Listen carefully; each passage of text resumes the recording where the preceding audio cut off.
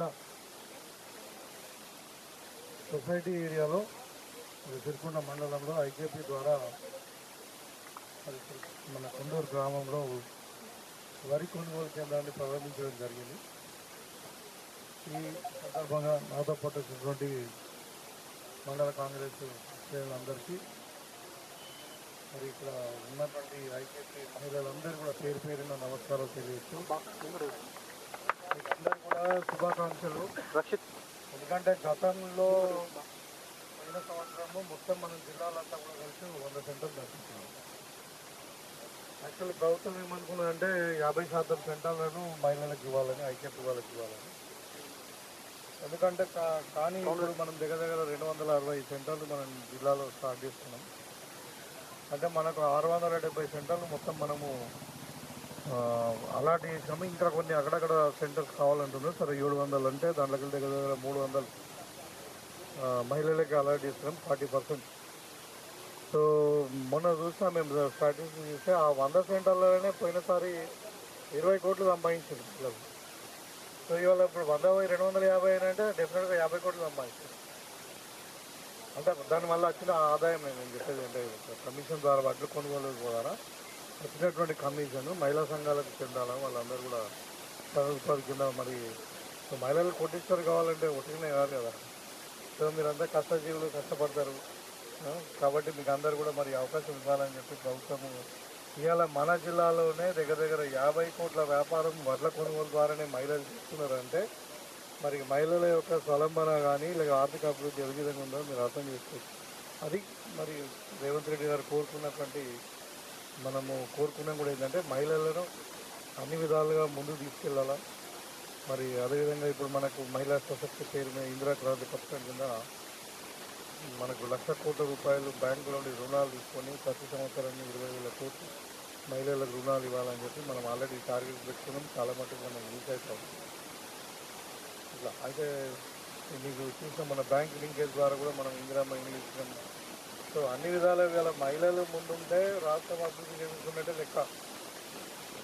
మూడే మహిళలు, వ్యవసాయము, తర్వాత యువకులకు ఉపాధి, వ్యవసాయానికి రైతులకు గిట్టుబాటు ధర. మరి మహిళలకు ఆనందంగా ఉంటే మన రాష్ట్రం పురోగతి చెందినట్టే. ఇవాళ రైతు కూడా ప్రతి గింజ కొంటామని చెప్పి చెప్తాను. ఒక మొగులు అది రైతులు మీరేం అంటే సర్పత్తులు కూడా కొన్ని కొనుక్కొని పంటను తడవకుండా చూసుకోండి. ఒకవేళ తడిసినా మళ్ళీ ఎండబెట్టినాక కూడా ప్రభుత్వం కొంటుంది. తప్పకుండా ప్రతి గింజ కొంటాం. ప్రతి గింజ కూడా మీకు ఏం ఇబ్బంది లేకుండా మీకు ట్రాన్స్పోర్ట్ కానీ అన్నీ కూడా ఏర్పాట్లు జరిగినాయి. ఇవాళ పోలీస్ డిపార్ట్మెంట్ వాళ్ళు, రెవెన్యూ డిపార్ట్మెంట్ వాళ్ళు, సివిల్ సప్లై వాళ్ళు, మరి డిఆర్డిఏ వాళ్ళు వీళ్ళందరూ కూడా కలిసి కోఆర్డినేటర్గా ఇంత పెద్ద మొత్తంలో ఇప్పుడు జిల్లాలో 9,30,000 టన్నుల మెట్రిక్ టన్నుల ఒక వరిధాన్యం మనం ఎక్స్పెక్ట్ చేస్తాం.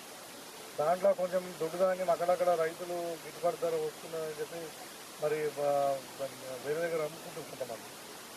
కానీ అయినా కానీ ఇలా 7 నుండి 8 లక్షల మెట్రిక్ టన్నుల వరిధాన్యం ప్రభుత్వం కొనుగోలు చేస్తూ ఉంది. సో దీంట్లో ఏం ఇబ్బంది కాకుండా అన్ని జాగ్రత్తలు తీసుకుంటా ఉన్నాం. రోజు కూడా కలెక్టర్ గారు కానీ డిఆర్డిఏ వాళ్ళు, తర్వాత జాయింట్ ఆడిషనల్ కలెక్టర్ వీళ్ళందరూ కూడా సెంటర్లు చూస్తూ ఉన్నారు. రోజు మన పేపర్లు చూస్తూ ఉన్నాం. మేము కూడా ఎక్కడ పోయినా కానీ అక్కడ అందరూ కూడా వేరే ఇబ్బంది లేకుండా చూస్తున్నాం. కాబట్టి రైతులకు పూర్తిగా వరి ఇక్కడ మన దగ్గర ఇంకా మక్కలు కూడా కొనుగోలు స్టార్ట్ చేసాం. నేను మున్పల్లి ఆడుతున్నా మక్కలు కూడా మార్కెట్లో రేట్ తక్కువ ఉన్నది. మరి మనం ఇంటర్వెన్షన్ చేయాలంటే దీంట్లో కూడా ముఖ్యంగా పత్రికా విలేకరులు గమనించాలా. ఇవాళ కేంద్ర ప్రభుత్వం మక్కలు కొనట్లేదు. వాళ్ళకి మనం లెటర్ రాస్తే వాళ్ళ దగ్గర రెస్పాన్స్ లేదు. మీరు ఇష్టం మీద అమ్ముకోండి ఏమైనా చేస్తాం కానీ మేము మాత్రం కేంద్ర ప్రభుత్వం ప్రకటించినటువంటి గిట్టుబాటు ధర మక్కలకు ఏదైతే ఉందో 2,400 రూపాయలు ఉందో అది వాళ్ళ మార్కెట్లో రావట్లేదు. అది కేంద్ర ప్రభుత్వం లెటర్ రాసి మన అనేది వ్యవసాయ శాఖ మంత్రి ద్వారా మనము మీరు కొనాలా అని చెప్పి లెటర్ రాస్తే 3 వారాలైతే రెస్పాన్స్ లేదు. ఇవాళ మనమే మార్కెట్ ద్వారా మరి ప్రభుత్వానికి నష్టమైనా పర్వాలేదు కానీ రైతుకు గిట్టుబాటు ధర అందించాలా, రైతు లాభం ఉందా, రైతు నష్టపోవద్దు అని చెప్పి ఇవాళ మక్కల కొనుగోలు కేంద్రాలు కూడా మన జిల్లాలో ఇప్పుడు 26 మక్కల సెంటర్లు ప్రారంభించి మరి మక్కలు కూడా మార్కెట్ ద్వారా ఫ్యాక్టరీ ద్వారా సహకారంతో మనం కొంటా ఉన్నాం. అంటే ఇది రైతు ప్రభుత్వం, రైతుకు నష్టం జరగకూడదు, ప్రభుత్వానికి నష్టమైన పర్వాలేదు ఒక 1000 కోట్లు కానీ అది రైతుకు నష్టం జరుగుతుందని ఉద్దేశించి ఇలా కేంద్ర ప్రభుత్వం నిమజ్జనం చేసినట్టుంది. వాళ్ళ బాధ్యత గిట్టుబాటు జరిగాల్సిన బాధ్యత అది.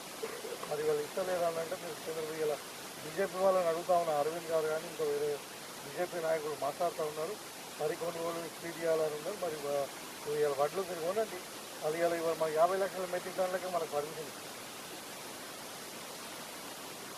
50 లక్షల మెట్రిక్ టన్నులకు పర్మిషన్ ఇస్తే ఇప్పుడు తెలంగాణలో 1,30,00,000 మెట్రిక్ టన్నుల వడ్లని ఉంది. ఇంకా మిగతా 80 లక్షల మెట్రిక్ టన్నులు ఎక్కడ పెట్టుకోవాలి? అంటే వాళ్ళు చేసే పని చేయకుండా విమర్శలకు మాత్రమే చేస్తూ ఉన్నారు. ఇవాళ నిజంగా నేను మహిళలందరూ కూడా అభినందిస్తూ ఉన్నాను. మీరందరూ కూడా ఈ విధంగానే